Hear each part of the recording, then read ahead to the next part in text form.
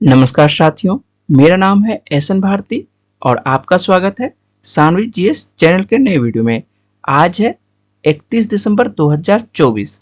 हम लोग 31 दिसंबर 2024 से जितने भी करंट अफेयर्स के महत्वपूर्ण क्वेश्चन बन सकते हैं उस सभी पर डिस्कस करेंगे। पीडीएफ आप हमारे टेलीग्राम चैनल से डाउनलोड कर सकते हैं, जिसका लिंक मैंने इस वीडियो के डिस्क्रिप्शन में दे दिया है, तो आप इस लिंक पर जाकर टेलीग्राम चैनल ज्वाइन कर सकते हैं। चलिए शुरुआत करते हैं हम लोग पहले क्वेश्चन से। पहला क्वेश्चन है, 7 महाद्वीपों की सबसे ऊंची चोटियों पर चढ़ने वाली सबसे कम उम्र की महिला कौन बनी है? तो काम्या कार्तिकेयन बनी है। काम्या कार्तिकेयन के बारे में आइए हम लोग जानकारी प्राप्त कर लेते हैं। तो काम्या कार्तिकेयन किस राज्य की रहने वाली है? तो ये महाराष्ट्र के मुंबई की रहने वाली है। काम्या कार्तिकेयन का उम्र जो है मात्र 17 वर्ष है और इन्होंने 7 महाद्वीपों की सबसे ऊंची चोटियां फतह करने वाली दुनिया की सबसे कम उम्र की माउंटेनियर बन गई है। उन्होंने अपने पिता एस कार्तिकेयन के साथ जो है अंटार्कटिका महाद्वीप के चिली देश में स्थित माउंट विसेंट चोटी फतह करने के साथ ये उपलब्धि हासिल की है। माउंट विसेंट की ऊंचाई की बात करते हैं तो माउंट विसेंट की ऊंचाई जो है 4,892 मीटर यानी 16,050 फुट है। यह सेंटिनल रेंज के मुख्य रीज के दक्षिणी भाग में स्थित है। काम्या कार्तिकेयन जो है मुंबई के नेवी चिल्ड्रन स्कूल की 12वीं कक्षा की छात्र हैं। वे माउंट विसेंट से पहले अन्य 6 महाद्वीपों की सबसे ऊंची चोटियां फतह कर चुकी है। काम्या कार्तिकेयन जो है माउंट एवरेस्ट पर चढ़ने वाली सबसे कम उम्र की भारतीय हैं, जिन्होंने इसी वर्ष 23 मई को माउंट एवरेस्ट पर चढ़ाई कर नया रिकॉर्ड बनाया था। वह नेपाल की ओर से दुनिया की सबसे ऊंची चोटी फतह करने वाली सबसे कम उम्र की भारतीय पर्वतारोही बनी थी। काम्या कार्तिकेयन माउंट एवरेस्ट पर चढ़ने वाली दुनिया की दूसरी सबसे कम उम्र की महिला पर्वतारोही भी हैं। 12 साल की उम्र में माउंट एकांकागुआ फतह की थी। इसे दुनिया की सबसे युवा पर्वतारोही भी कहा जाता है। अर्जेंटीना की एंडीज पर्वतमाला में स्थित माउंट एकांकागुआ दक्षिण अमेरिकी महाद्वीप का सबसे ऊंचा पर्वत है। इसकी ऊंचाई जो है 6,965 मीटर है। तो एकांकागुआ कहां पर अवस्थित है? तो एकांकागुआ जो है दक्षिण अमेरिकी महाद्वीप में स्थित है। ये जो आप तस्वीर देख रहे हैं ये काम्या कार्तिकेयन की तस्वीर है और इन्होंने अपने पिता के साथ माउंट विसेंट की चोटी फतह की है। बहुत सारे छात्र मेरे से यह क्वेश्चन करते हैं कि इतना विस्तार से आप क्यों बताते हैं? तो इतना विस्तार से बताने का क्या कारण है, आइए देखते हैं। 13 दिसंबर 2024 को आप सभी को मालूम है कि बीपीएससी का एग्जाम हुआ था और बीपीएससी का एग्जाम को लेकर जो है पता है आप लोगों को कि प्रदर्शन जारी है इसके री एग्जाम लेकर। और आइए देख लेते हैं, छोड़ी उस बात को, हम लोग देखते हैं कि 13 दिसंबर को जो एग्जाम लिया गया था उसमें क्या क्वेश्चन पूछा गया था। तो निम्नलिखित में से किसने प्रथम भारतीय पर्वतारोही होने का गौरव प्राप्त किया, जिसने एक सीजन में सफलतापूर्वक माउंट एवरेस्ट और माउंट लोहत्से पर 2 बार चढ़ाई की? तो इसका सही आंसर क्या होगा? सत्यदीप गुप्ता होगा। और इसके बारे में मैंने 6 मई 2024 को इस प्रश्न को कवर किया था। तो इस प्रश्न को मैंने 6 मई को कवर किया था और इसी वर्ष 13 दिसंबर 2024 को बीपीएससी में यह क्वेश्चन पूछा गया था। इसीलिए जो है इतनी विस्तार से आप लोगों को पूरा का पूरा बताने का कोशिश करते हैं कि जहां से कि क्वेश्चन आप लोगों को कवर हो। नेक्स्ट क्वेश्चन है, जिमी कार्टर किस देश के पूर्व राष्ट्रपति थे जिनका हाल ही में निधन हो गया है? तो जिमी कार्टर जो है यूएसए के राष्ट्रपति थे जिनका हाल ही में है जो 100 वर्ष की अवस्था में निधन हो गया है। जिमी कार्टर अमेरिका के 39वें राष्ट्रपति थे।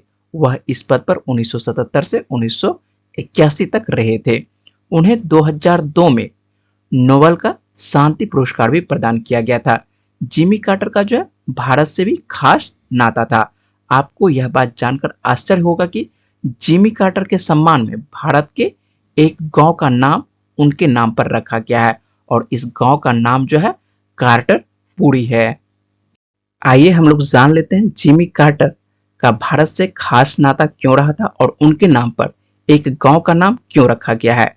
तो जिमी कार्टर जो है अमेरिका के ऐसे तीसरे राष्ट्रपति थे जिन्होंने भारत की यात्रा की थी।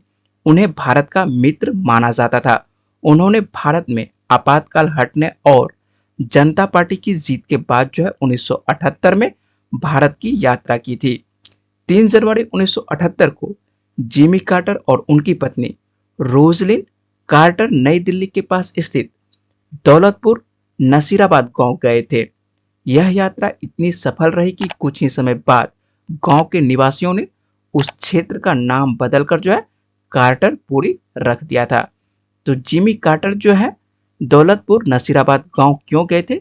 गांव इसलिए गए थे, वह ये गांव इसलिए घूमना चाहते थे क्योंकि उनकी माँ जिमी कार्टर की माँ लिलियन 1960 के दशक में पीस कोर के साथ स्वास्थ्य स्वयंसेवक के रूप में वह यहाँ पर काम की थी और इसीलिए जिमी कार्टर ये गांव आपको दौलतपुर नसीराबाद गांव घूमने के लिए गए थे और उसके बाद इस गांव का नाम बदलकर कार्टरपुरी रख दिया गया था। ये जो आप तस्वीर देख रहे हैं ये अमेरिका के पूर्व राष्ट्रपति जिमी कार्टर का तस्वीर है और इन्हीं का हाल ही में निधन हो गया है।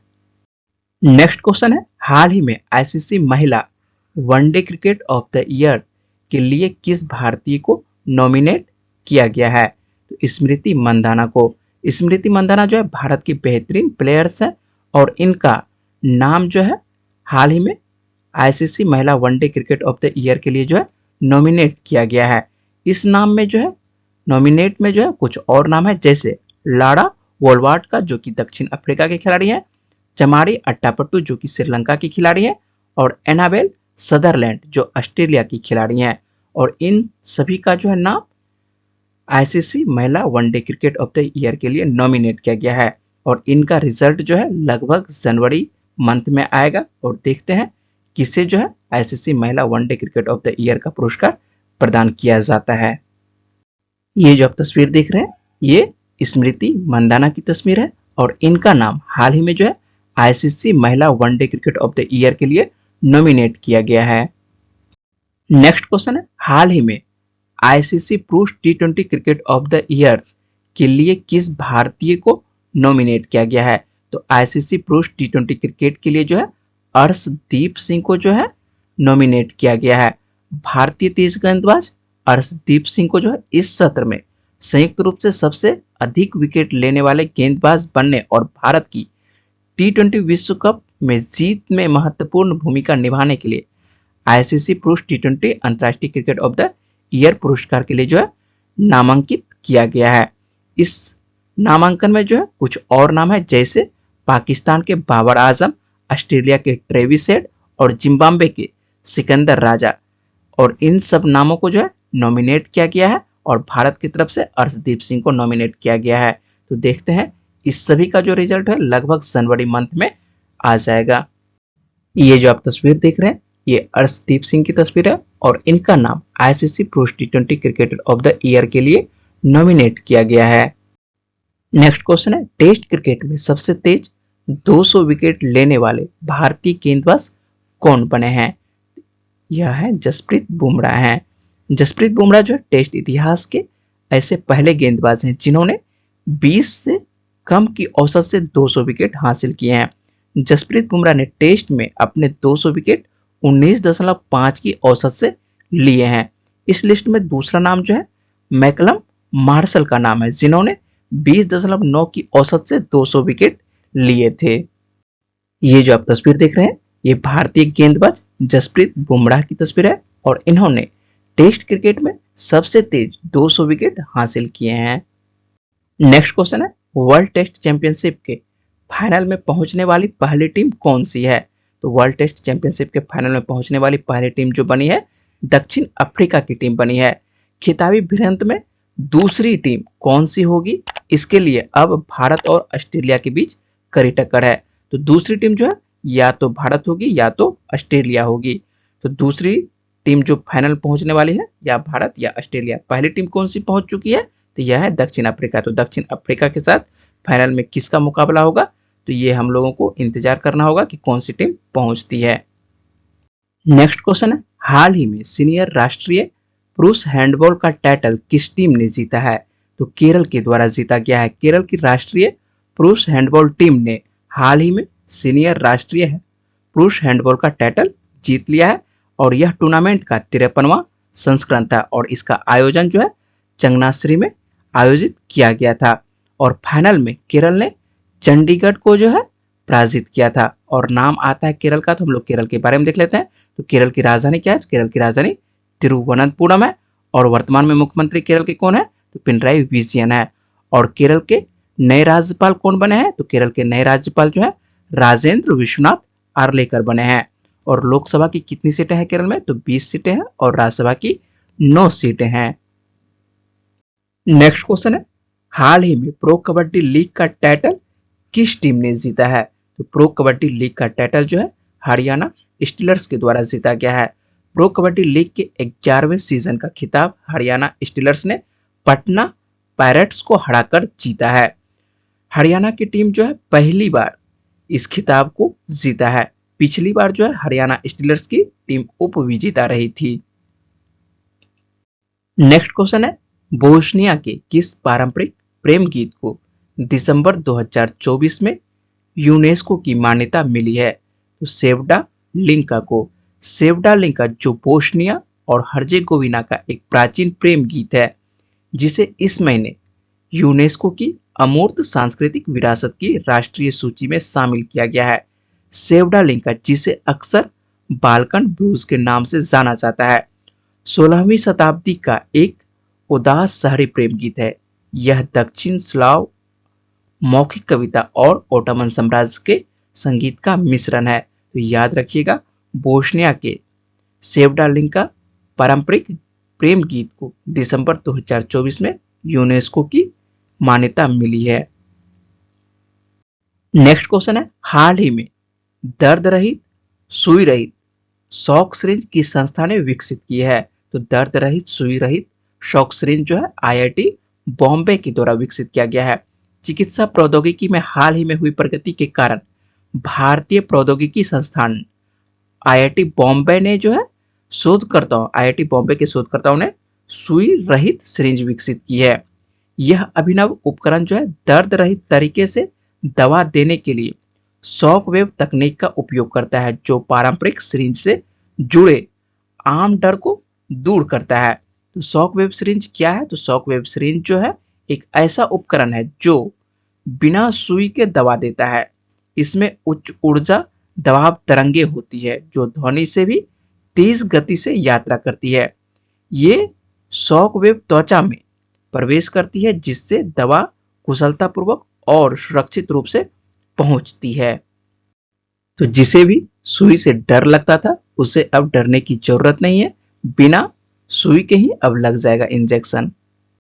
पिछले वीडियो का प्रश्न था, भारत नेपाल संयुक्त सैन्य अभ्यास सूर्य किरण का 18वां संस्करण कहां आयोजित किया जाएगा? इसका सही आंसर हो जाएगा नेपाल के सलझंडी में। नेपाल के सलझंडी में जो है यह अभ्यास 31 दिसंबर 2024 से लेकर 13 जनवरी 2025 तक इसका आयोजन किया जाना है। और अधिकांश छात्रों ने जो है इस प्रश्न का जवाब कमेंट बॉक्स में सही दिए हैं। हम लोग आज का प्रश्न देख लेते हैं, महिला विश्व रैपिड शतरंज चैंपियनशिप का टाइटल किसने जीती है? तो इसका सही जवाब क्या है वो जल्दी से आपको कमेंट बॉक्स में बताना है। और मुझे उम्मीद है कि इस वीडियो में मैंने जितने भी इंपॉर्टेंट क्वेश्चन पर बात की है वो पॉइंट्स आपको समझ में आए होंगे। अगर आपको वीडियो अच्छी लगी तो वीडियो को लाइक करिएगा, शेयर करिएगा और अपने दोस्तों को वीडियो के बारे में बताइएगा। और चैनल को यदि आप सब्सक्राइब नहीं किए हैं तो चैनल को सब्सक्राइब कर लीजिएगा जिससे कि आपके पास प्रत्येक दिन करंट अफेयर्स मिलता रहे। चलिए मिलते हैं आप लोगों से अगली वीडियो में। तब तक के लिए अपना ख्याल रखिएगा, पढ़ते रहिए। वीडियो में बने रहने के लिए बहुत बहुत शुक्रिया, धन्यवाद।